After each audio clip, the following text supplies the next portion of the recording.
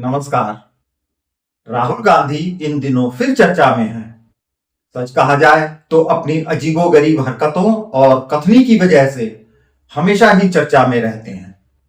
ऐसी ही उनकी कई प्रमुख चर्चित गतिविधियों और वक्तव्यों का उदाहरण देकर एक विश्व विख्यात विशेषज्ञ से जब उनका गहन विश्लेषण करने को कहा गया तो वह पहले तो नाम सुनकर घबरा गए और फिर बड़ी मुश्किल से इस शर्त पर राजी हुए कि उनका नाम गुप्त रखा जाएगा। इसीलिए मैं स्पष्ट कर दूं कि मैं किसी व्यक्ति की मेडिकल रिपोर्ट नहीं लीक करने जा रहा हूं, बल्कि एक सार्वजनिक नेता के राजनीतिक व्यवहार का हिला देने वाला मनोवैज्ञानिक विश्लेषण सुना रहा हूं। क्योंकि लोकतंत्र में नेता केवल भाषणों से नहीं, बल्कि अपने शब्दों की तीव्रता, बॉडी लैंग्वेज, निर्णयों की स्थिरता, आक्रामकता के स्तर और संस्थानों के प्रति उनके दृष्टिकोण से भी पहचाने जाते हैं। इसमें कोई शक नहीं कि उनके बड़े से बड़े विरोधियों के पूरा जोर लगा देने के बावजूद राहुल गांधी लगातार चर्चाओं में या यूं कहें कि विवादों के केंद्र में बने रहने में कामयाब हैं। पिछले कुछ वर्षों में उनका राजनीतिक व्यवहार एक विशिष्ट पैटर्न बनाता दिखाई देता है और जब व्यवहार पैटर्न में बदलने लगे तो मनोवैज्ञानिक विश्लेषण जरूरी हो जाता है। संसद के भीतर बार बार व्यवधान पैदा करना, सदन को न चलने देना, तीखी नारेबाजी, प्रधानमंत्री को अचानक गले लगाने की कोशिश, सदन में आंख मारने की घटना, दोनों हाथ फैलाकर टेढ़े अंदाज में सदन में बैठना, अत्यंत कैजुअल वेशभूषा में सदन में उपस्थिति, ये सब केवल राजनीतिक असहमति नहीं है, ये सिंबॉलिक पॉलिटिकल बिहेवियर के उदाहरण हैं। यह वह शैली है जिसमें दृश्य प्रभाव शब्दों से अधिक महत्वपूर्ण हो जाता है। अब बात करते हैं एक अन्य मनोदशा, नैरेटिव एस्केलेशन की। जब कोई नेता लगातार उच्च तीव्रता वाले शब्दों का प्रयोग करता है, जैसे चोर, देश बेच दिया, लोकतंत्र खत्म हो गया, संस्थाएं कब्जे में हैं, तो वह अपने नैरेटिव को अधिकतम भावनात्मक ऊंचाई पर ले जाता है।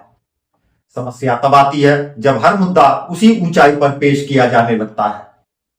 मनोविज्ञान में इसे इमोशनल सैचुरेशन कहते हैं, जहां अत्यधिक तीव्र भाषा धीरे धीरे अपना प्रभाव खोने लगती है और जनता प्रमाण मांगने लगती है।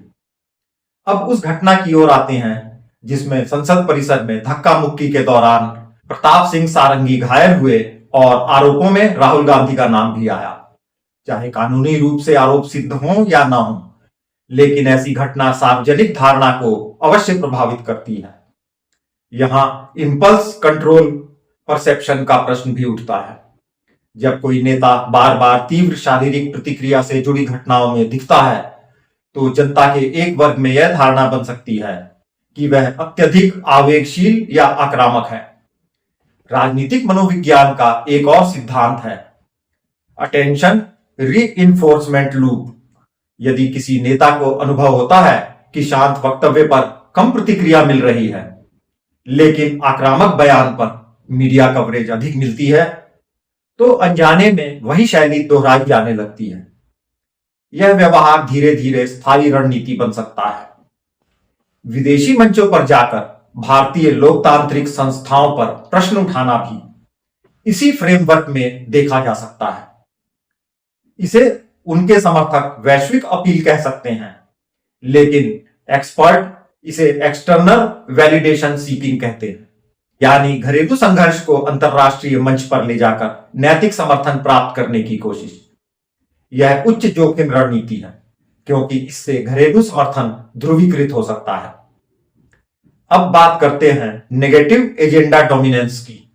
जब कोई राजनीतिक व्यक्तित्व अपना अधिकतर समय सरकार के विरोध में लगाता है, लेकिन समान तीव्रता से वैकल्पिक नीतिगत खाका प्रस्तुत नहीं कर पाता, तो उसकी पहचान विरोध तक सीमित हो सकती है। यह अल्पकाल में ऊर्जा पैदा करता है, लेकिन दीर्घकाल में विश्वसनीयता की परीक्षा हो जाती है। कई बार राहुल गांधी के वक्तव्यों में तथ्यों के बिना बड़े आरोप भी देखे गए हैं। ईवीएम पर संदेह, संस्थानों पर अविश्वास, रक्षा सौदों पर तीखे आरोप। मनोवैज्ञानिक शब्दावली में इसे high intensity assertion without evidentiary cushion कहा जा सकता है। यानी भावनात्मक दावे जिनके पीछे ठोस प्रमाण उपलब्ध न हो। यह रणनीति समर्थक आधार को सक्रिय रखती है, लेकिन तटस्थ मतदाता को आशंकित कर सकती है। उनकी बॉडी लैंग्वेज भी विश्लेषण योग्य है। बार बार कैमरे की ओर देखकर प्रतिक्रिया देना, चेहरे के तीव्र भाव, हाथों को चौड़ा करके तरह तरह की हरकतें, ये परफॉर्मेटिव पॉलिटिक्स के संकेत हैं। यह शैली पारंपरिक गंभीर संसदीय विपक्ष से अलग है। यह अधिक नाटकीय है, अधिक दृश्यात्मक है और सोशल मीडिया के युग में अधिक वायरल होती है। अब एक गंभीर संभावना, फ्रस्ट्रेशन एग्रेशन हाइपोथेसिस। यह सिद्धांत कहता है कि जब लक्ष्य की प्राप्ति बार बार बाधित होती है तो आक्रामकता लगातार बढ़ती जाती है।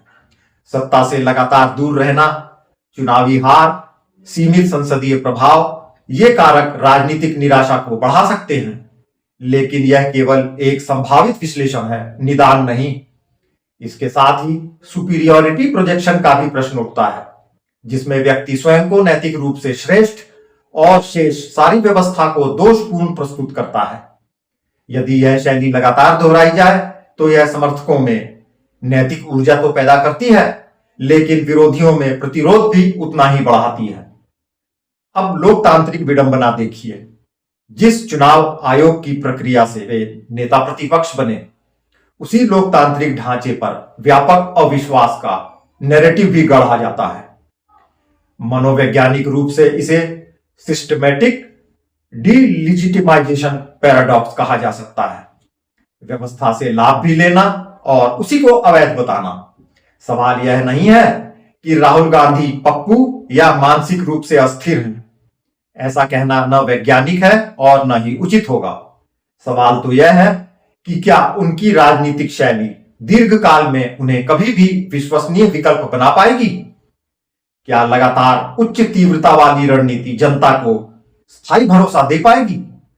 लोकतंत्र में विपक्ष आवश्यक है, आक्रामकता भी कभी कभी आवश्यक होती है, लेकिन यदि हर मुद्दा आपातकालीन स्तर की भाषा में पेश हो तो जनता धीरे धीरे संवेदनहीन हो सकती है। नेतृत्व केवल ध्यान आकर्षित करने से नहीं, स्थिरता और सुसंगत नीति दृष्टि से बनता है। वैसे लोकतंत्र में जनता का निर्णय ही अंतिम निर्णायक होता है। यदि उसे यह अस्थिरता या अति नाटकीयता लगेगी तो वह स्वयं पूरी तरह दूरी बना लेगी। वैसे राहुल गांधी और उनके हाव भाव और बर्ताव को लेकर आपका अपना क्या विश्लेषण है? यह रणनीतिक आक्रामकता है या आत्मविरोधी शैली? क्या यह उन्हें राजनीतिक परिपक्वता की ओर ले जा रहा है या अनिश्चितता की ओर? जरूर बताइएगा।